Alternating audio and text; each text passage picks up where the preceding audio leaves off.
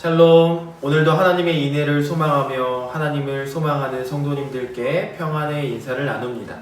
이 시간 살아계신 하나님의 말씀을 함께 나누고자 합니다. 함께 나눌 하나님의 말씀은 시편 38편 말씀입니다.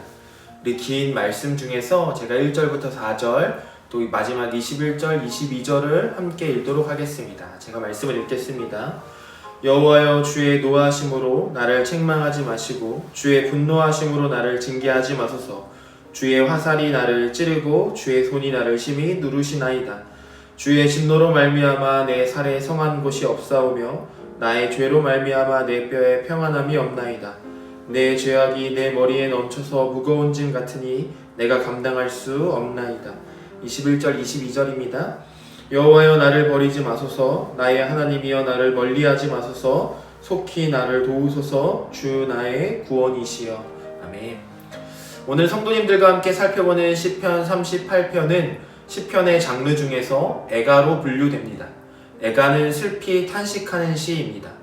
오늘 본문에서 시인인 다윗이 슬피 탄식하는 이유는 그의 개인적인 범죄로 말미암아 하나님의 징계를 받아 심한 질병과 고통 가운데 있기 때문입니다.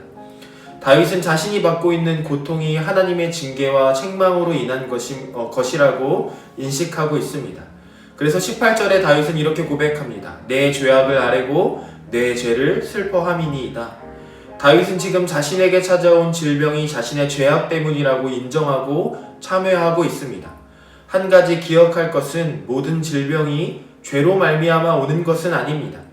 근본적으로 질병이 아담의 범죄 이후 죄의 결과로 주어진 것이라는 점은 분명하지만 우리가 살면서 얻게 되는 크고 작은 질병이 모두 우리의 죄악의 결과로 이해될 수는 없다는 것입니다.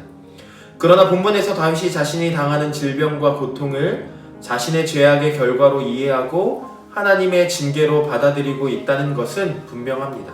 물론 주어진 본문 안에서 우리는 그것이 어떤 죄인지 알 수는 없습니다. 어찌되었든 다윗은 하나님의 징계로 큰 고통을 받고 있다고 여깁니다. 본문에서 언급되는 다윗의 고통은 크게 두 가지입니다. 하나는 질병으로 인한 육체적인 고통입니다. 본문 2절에서 10절 사이에 다윗이 받고 있는 육체적인 질병에 대한 묘사가 가득하고 있습니다. 살에는 성한 곳이 없고 뼈에는 평안함이 없습니다. 상처에는 썩은 악취가 난다고 말합니다. 허리에는 열기 때문에 뜨겁고 살에 성한 곳이 없으며 피곤하고 심히 상했으며 기력이 쇠하고 시력도 떨어져 보이지 않는다고 말합니다. 다윗이 받고 있는 질병이 얼마나 심각한 것인지를 처절하게 느껴볼 수 있습니다. 뿐만 아닙니다. 그는 육체적 질병뿐만이 아니라 외로움과 고립감이라는 정신적 고통까지 받고 있었습니다. 그런 와중에 12절에 보니 원수들은 다윗을 넘어뜨리고 해하기 위해 음모를 꾸밉니다. 정말로 엎친 데 덮친 격입니다. 조그마한 희망도 보이지 않는 느낌입니다. 육체의 눈도 엉망인데 마음의 눈마저 빛이 보이지 않는 기분이었을 것입니다. 본문 2절부터 20절까지 아주 긴 본문에서 시인의 육체와 영혼이 얼마나 어려운 상태에 있었는지를 살펴볼 수 있습니다. 그는 괴롭고 또 괴롭습니다. 우리 인생에도 이런 고난이 또 고통이 찾아옵니다. 다윗처럼 그것이 하나님의 징계로 비롯되었을 수도 있고 때로는 그것이 무엇 때문에 비롯된 것인지 이해할 수 없을 때도 있습니다. 그때 우리는 어떻게 반응해야 할까요? 그런 상황에서 우리가 할 수 있는 일은 또 무엇일까요? 오늘 살펴보는 시편 38편에서 다윗의 반응이 어떠했는가를 또한 살펴보고자 합니다. 이 참혹한 상황에서 다윗이 보인 반응이 특별합니다. 이 고통스러운 상황 가운데에서 다윗은 지금 이 모든 것이 하나님의 섭리 아래에 있다고 고백하고 있습니다. 다윗은 자신이 받는 고통이 우연히 재수없게 당하는 고통이라 생각하지 않았습니다. 이 모든 일이 하나님의 주권과 섭리 아래에 있는 것임을, 그래서 하나님이 허락하심으로 일어난 것임을 믿었습니다. 이 모든 일의 시작과 진행이 하나님께 달린 것이라면 이 일의 끝과 결과도 하나님의 손에 달린 것임을 믿는다는 것입니다. 이 사실을 믿어야 하나님께 바른 방식으로 나아갈 수 있고 하나님께 소망을 두고 하나님을 바라볼 수 있습니다. 이 모든 것이 하나님께서 허락하신 일이고 모든 것이 하나님의 전능하고 선하신 손 안에 있다는 사실을 기억할 때에 우리는 기도할 힘을 얻게 됩니다. 그분이 허락함으로 시작된 일이라면 이것이 끝나는 것도 그분께 달려있기 때문입니다. 또 다윗은 이 모든 일에 침묵하기로 선포합니다. 13절과 14절에 보면 다윗은 사랑하는 사람들과 친구들이 또 원수들이 자신에 대하여 떠드는 일에 대해서 반응하지 않겠다고 말합니다. 다윗은 그들의 말에 응답하는 대신 하나님만 바라보겠다고 말합니다. 그런 이유는 첫째로는 이 일이 자기의 죄로 말미암았다는 자기 인식 때문이고, 두 번째로는 하나님에 대한 신뢰 때문입니다. 다윗은 하나님이 반드시 응답하시리라는 신뢰가 있었습니다. 왜냐하면 하나님께서 선을 악으로 갚으며 악인이 흡족함을 누리도록 허락하지 않으실 것이며, 또한 자신을 슬픔 가운데서 죽도록 내어버려 두지 않으실 것이며, 반드시 자신의 죄를 용서하여 주실 것을 확신하였기 때문입니다. 우리도 다윗처럼 자신의 죄악으로 인해 하나님의 징계를 받아 비통함과 처절함을 겪을 수 있습니다.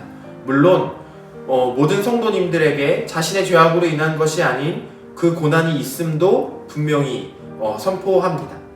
그때 다윗은 모든 삶의 공경 속에서 하나님을 향할 줄 알았습니다. 이것이 또 이것만이 그가 아는 유일한 길이었습니다.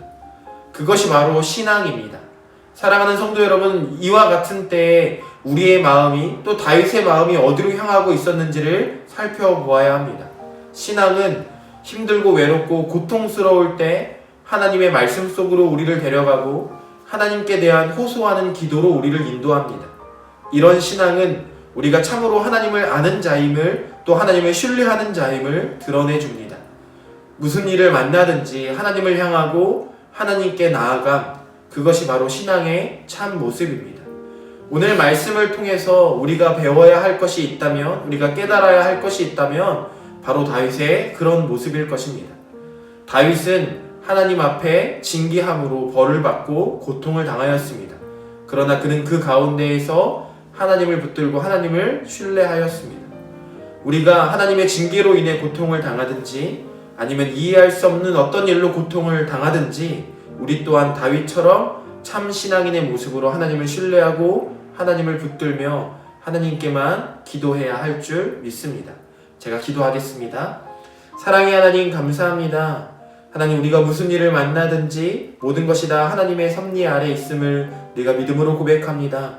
하나님, 우리가 낮을 때나 높을 때나 우리가 잘 될 때나 잘 되지 않을 때나 하나님, 모든 것이 하나님의 뜻대로 이루어졌으니 하나님, 우리가 어느 때에든지 주님을 신뢰하고 주님만 붙드는 믿음을 가지게 하여 주시옵소서. 하나님, 우리가 어떤 상황에서든지 주를 신뢰하고 주를 바라보고자 하오니 주님, 우리를 붙들어 주시고 우리에게 그런 믿음과 은혜를 더하여 주시옵소서. 감사드리며 오늘도 우리와 함께 하시는, 우리를 붙드시는 예수님의 이름으로 기도드립니다. 아멘. 오늘 말씀과 함께 주만 바라볼지라 라는 찬양을 묵상하시면 좋겠습니다.